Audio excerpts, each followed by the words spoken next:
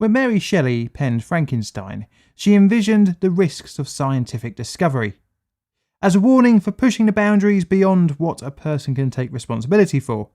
Shelley may not have realised, but science would almost catch up to her just over 150 years later. The experiment in today's video was something that could have been the prototype for Frankenstein's monster, and that is the transplant of a head from one body to another. But as with many experiments involving animals, there is an efficacy grey area, where the lines are blurred between what is butchery and what is not. The experiments covered in this video is essentially the vivisection of multiple animals, and can be argued for the good and bad of scientific discovery. Welcome to a new series of Plain Difficult videos, where we have a look at some of the more ethically rocky scientific experiments. Head transplants have fascinated doctors for a long time. Imagine giving a paraplegic person the chance to regain their body independence back. Being able to make use of a body that would otherwise be buried or cremated to give someone a new chance at a more normal life.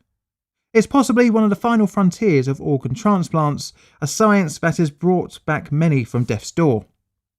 Today we are looking at the infamous 1970 monkey head transplant conducted by Robert Joseph White. Although the experiment sounds like the stuff of nightmares, the study did help push forward experience and knowledge in organ transplants. And because this is a new series, we've got a new scale, and that is the ethical scale, 10 being legit evil and 1 being for the greater good of mankind. As such, I'm going to rate the monkey head transplant a 6, purely because it's so grim and I'm pretty squeamish. Our story starts 18 years before Robert White was born, and the first dog head transplantation by American physiologist Dr. Charles Guthrie and French surgeon Dr. Alexis Carrel. The surgery involved attaching a decapitated dog's head to another dog's neck, with the blood first flowing via the donor dog's head to the live victim. The experiment was a proof of concept, as the donor head showed some reaction to stimulus, but due to 20 minutes of blood loss during surgery, the extra new head deteriorated quickly. The test dog was put down shortly after. The blood had started to cause brain damage, and this would be the biggest hurdle to a head transplant. The two doctors, although arguably failing at this experiment, did use their knowledge to further organ transplant science, earning them a Nobel Peace Prize a few years later.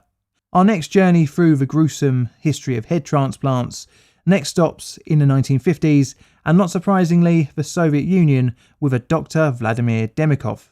In 1953, Demikhov made strides in coronary bypass surgery, having successfully completed such experiments on 4 dogs that lived over 2 years post-surgery, which in all books is a success.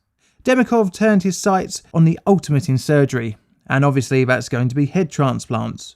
In 1954, Demikhov achieved better results in East Germany than Guthrie and Carrel, allowing the donor dog head to be able to lap water, be more aware of its surroundings, and have limited movement. The surgery involved grafting the upper body, including front legs and head, onto the other dog. Demikhov did several experiments with multiple dogs. The longest that any subject survived post-surgery was 29 days, but most died within a few days. The process that was used preserved the blood flow to the donor head, hence more functionality post-surgery. The limitations of survival of the dogs was mainly due to immune response of the recipient to the donor causing death. The next major challenge of head transplantation involved immunosuppressive agent development. Enter stage right, Robert J. White, the one who would do the infamous monkey head transplant. White in 1965 had started to experiment with the concept of head transplants, although he focused more on isolated brain transplants and the difficulties in keeping the flow of blood. He created vascular loops to preserve blood flow between the internal maxillary and internal carotid arteries of the donor dog. This meant that the brain has uninterrupted blood flow even after severing the second cervical vertebrae. The method was named by White as autoperfusion. Using this method, White was able to successfully graft 6 canine brains to the cervical vasculature of 6 other dogs. Although the surgeries were successful, the dogs lived between 6 hours and 2 days post-experiment. Using monitoring equipment implanted in the brains showed good oxygen and glucose consumption, meaning they had a good metabolic state post-surgery.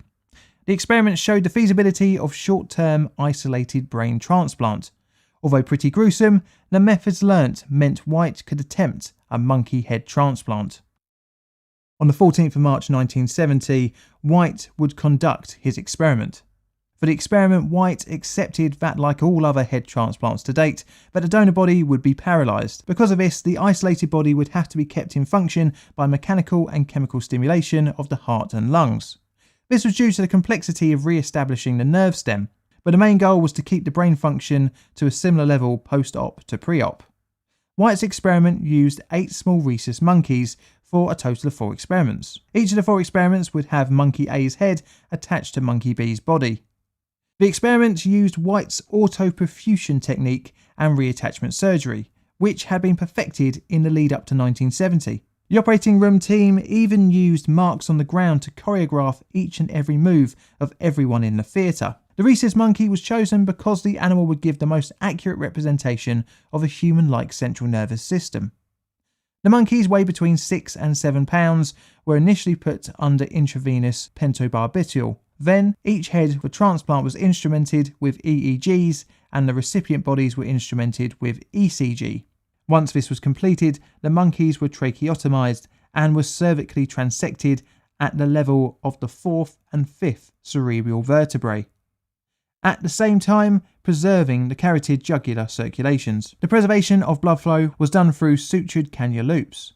During previous experiments, it was found that just one carotid artery and jugular vein was enough to provide blood flow for the head, even after all other circulatory support had been severed. This was completed under constant EEG monitoring.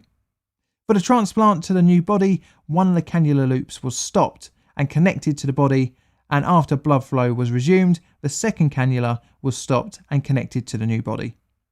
This allowed constant blood flow to the brain. Extra blood had been drawn from other monkeys in case of any hemorrhaging during the surgery. Antibiotics were under constant supply, along with immunosuppressive agents, to help prevent rejection of the new body-head combination. 3 to 4 hours post-surgery, the monkey heads would start to show awareness of their surroundings, with their eyes following stimulus, and would even attempt to eat any food placed in the mouth. The EEG records reflected that the establishment of a characteristic consciousness state. And in a grim way, the faces as seen here look rather scared of the situation, which obviously is understandable. If blood pressure fell, so did the head's awareness. A dye was used to mark the blood-brain barrier. The muscles in the face were active and looked like they were working as they should. In fact, looking at the footage, you wouldn't even think that the head had been amputated. The bodies did not show signs of rejection of their new heads, probably because of the amount of drugs pumped into the bodies. Each of the 4 experiments lived between 6 and 36 hours post-surgery. Eventually, the mixture of drugs and blood loss from the amputation area killed off each monkey. After the experiment, each brain was dissected and showed no signs of brain damage or dye infiltration, proving the concept of a head transplant. The monkey head surgery showed that cephalic or full body transplant was possible.